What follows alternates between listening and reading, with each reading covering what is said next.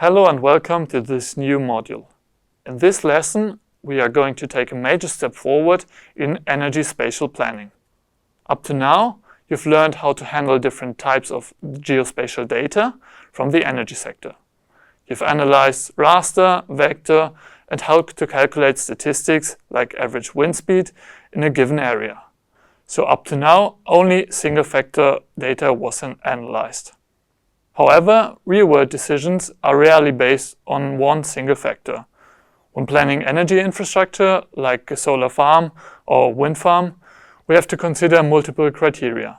Not just the availability of the resource, but also the terrain, the distance to infrastructure, environmental restrictions, and many more. This process is called multi-criteria analysis, or MCA. In the spatial planning, we often refer to it as suitability analysis or weighted overlay. So let's start with a conceptual overview. MCA is a decision-making framework. The goal is to evaluate how suitable different locations are based on a set of criteria. Each criterion is a spatial variable. For example, we can look at the wind speed or the solar radiation, which are both very important for productability of the plant. Then there's the distance to the grid to reduce the grid connection costs, which can be an important cost factor. Another factor is the slope of terrain, which may make the area more complicated to build on, especially for foundations. And then there's also the land use. It is a big difference for a project developer if the designated area is located in a protected zone, city, or in a dedicated area for renewable energy. And also, it may be important to consider how the production and load are correlated.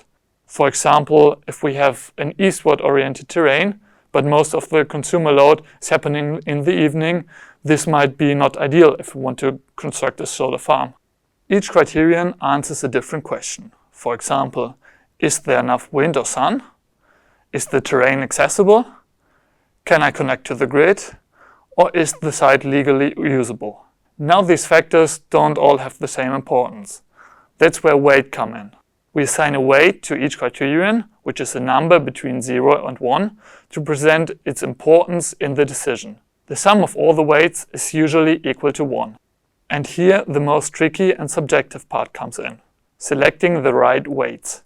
The weights can vary a lot and change completely the outcome of the analysis. Once we prepared all our layers and assigned weights, we standardize the data, meaning we rescale each input to a common format. For example, we used the scale from 1, which is very bad, to 5, which is excellent, and this makes sure we're comparing apples to apples. Then we perform a weighted overlay, combining all the inputs using the formula where we multiply the weight of each criteria with the respective layer. This could be done in QGIS. The result is a composite suitability map. Each pixel has a value representing the combined score, and the higher the number, the better the location is according to our chosen priorities. This method is extremely useful for energy planning because it makes complex decisions transparent, replicable, and adaptable. You can easily adjust the weights and try different thresholds or introduce new layers.